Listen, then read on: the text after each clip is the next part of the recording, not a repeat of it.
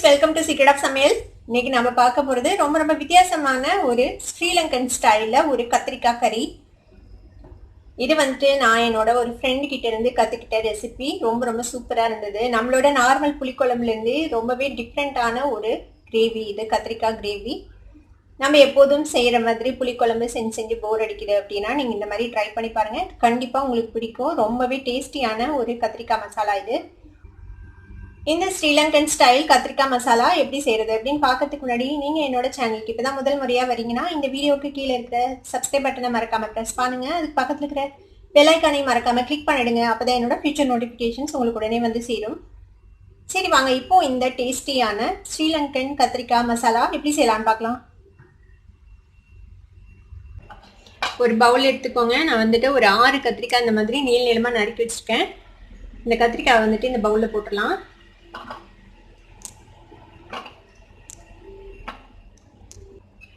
இது கூட ஒரு டீஸ்பூன் அளவுக்கு இஞ்சி பூண்டு பேஸ்ட் போட்டுக்கலாம். ஒரு 1/4 டீஸ்பூன் மஞ்சள் பொடி சேர்த்திக்கோங்க.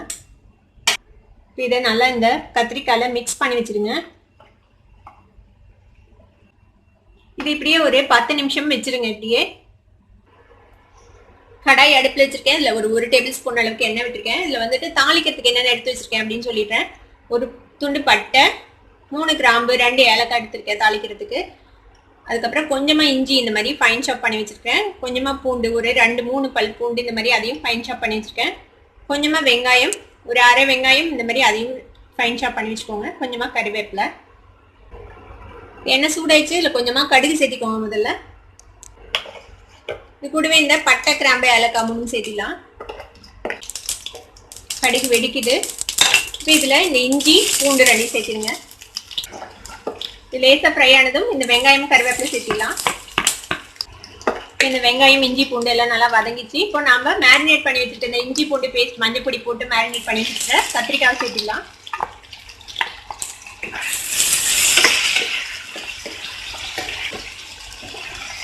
இப்போ இதில் நம்ம மசாலா பொடி சேர்த்துலாம். இது மல்லித்தூள் ஒரு 2 டீஸ்பூன் எடுத்திருக்கேன். மிளகாய் பொடி 1 டீஸ்பூன். இது 2 சேர்த்திடுங்க.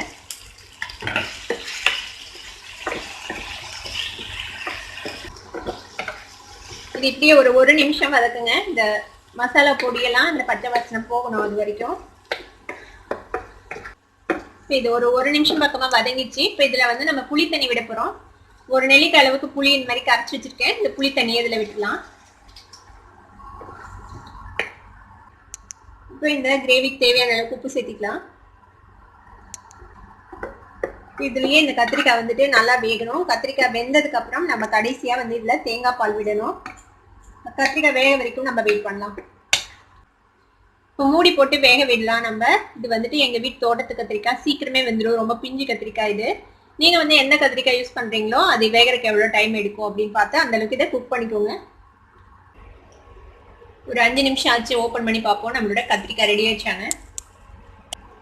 பாருங்க, நல்லா எண்ணெய் பிரிஞ்சிச்சு.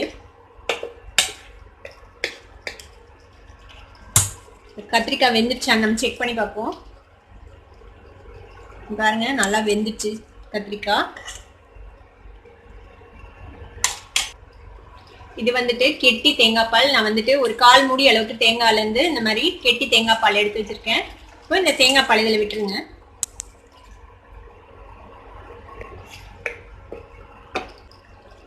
இப்போ இந்த தேங்காய் பால் ஊற்றியாச்சு. ஒரு நிமிஷம் மட்டும் இது கொதிக்கட்டும். அது வரைக்கும் விட்டு அப்புறம் ஆஃப் பண்ணிடலாம் அடுப்பை. தேங்காய் பால் விட்டு 1 நிமிஷம் ஆச்சு. தேங்காய் பால் விட்டதுக்கப்புறம் ரொம்ப நேரம் நம்ம வேக வைக்கக்கூடாது. 1 நிமிஷம் அளவுக்கு வச்சிங்கனாலே போதும். பாருங்க, நம்மளோட சிலோன் கத்திரிக்காய் மசாலா ரொம்ப சூப்பராக ரெடி ஆயிடுச்சு. அடுப்பை ஆஃப் பண்ணிடலாம். இந்த டேஸ்டியான கத்திரிக்காய் மசாலாவை நீங்களும் ட்ரை பண்ணி பார்த்துட்டு எப்படி இருந்தது அப்படின்னு கமெண்ட்ஸில் ஃபீட்பேக் கொடுங்க. இந்த வீடியோ உங்களுக்கு பிடிச்சிருந்ததுன்னா சப்ஸ்கிரைப் பண்ணுங்க. பக்கத்தில் இருக்கிற பெல் ஐக்கானை கிளிக் பண்ணுங்க. அப்போ தான் என்னோட நோட்டிஃபிகேஷன்ஸ் உடனே உங்களுக்கு சேரும். லைக் பண்ணுங்க, ஷேர் பண்ணுங்க. தேங்க்யூ ஃபார் வாட்சிங் திஸ் வீடியோ வியூவர்ஸ். பை.